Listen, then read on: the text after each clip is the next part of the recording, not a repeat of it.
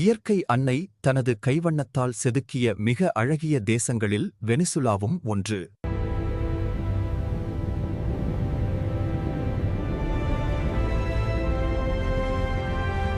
பனிமலைகள், பாலைவனங்கள், அடர்ந்த காடுகள் மற்றும் பளிங்கு கடற்கரைகள் என பிரம்மன் எழுதிய கவிதையே அந்த தேசம்.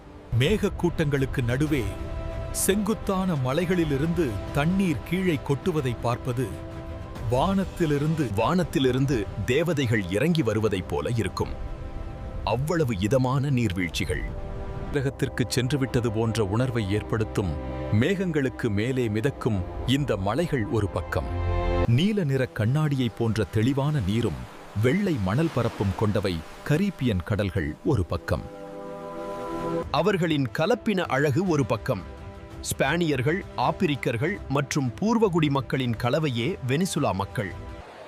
இந்த மரபணுச் சேர்க்கை ஏற்படுத்திய தனித்துவமான அழகு ஒரு பக்கம்.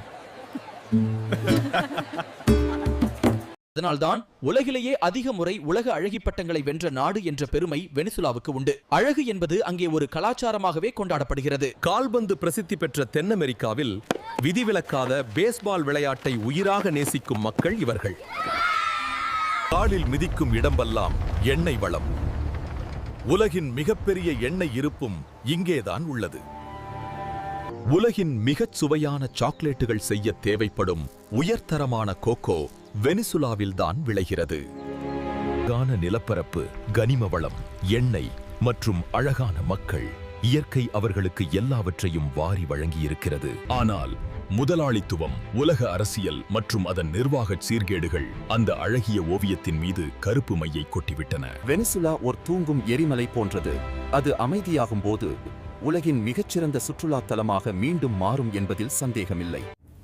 இன்று 3ஆம் திகதி ஜனவரி மாதம் 2026. வெனிசுலா நாட்டின் ஜனாதிபதி நிகோலஸ் மதுரோ அமெரிக்காவால் சிறைப்பிடிப்பு என்ற செய்தி பேரிடியாக வந்திறங்கியிருக்கிறது. என்னதான் நடக்கிறது இந்த சொர்க்க தேசத்தில்? இச்சிறைப்பிடிப்பிற்கான காரணம் என? சமூக அரசியல் பின்னணி, இதன் பின்னால் உள்ள சர்வதேச அரசியல், இக்கைது ஏற்படுத்த போகும் அரசியல் அதிர்வலைகள் என்ன, இக்கைதின் சட்ட செல்லுபடித்தன்மை என்ன? கவனிச்சதிருங்கள். இவற்றையெல்லாம் அடுத்த வீடியோவில் விரிவாக ஆராய்வோம். தொடர்ந்தும் இணைந்திருங்கள். இருந்தால் உங்கள் நண்பர்களுக்கும் பகிருங்கள். இது போன்ற சட்ட தகவல்களுக்கு நமது லா டாக்ஸ் சேனலை தொடர்ந்து பாருங்கள். இது உங்கள் லா டாக்ஸ். நான் உங்கள் சட்டத்தரணி ரோஷான் ஃப்ராஷ்.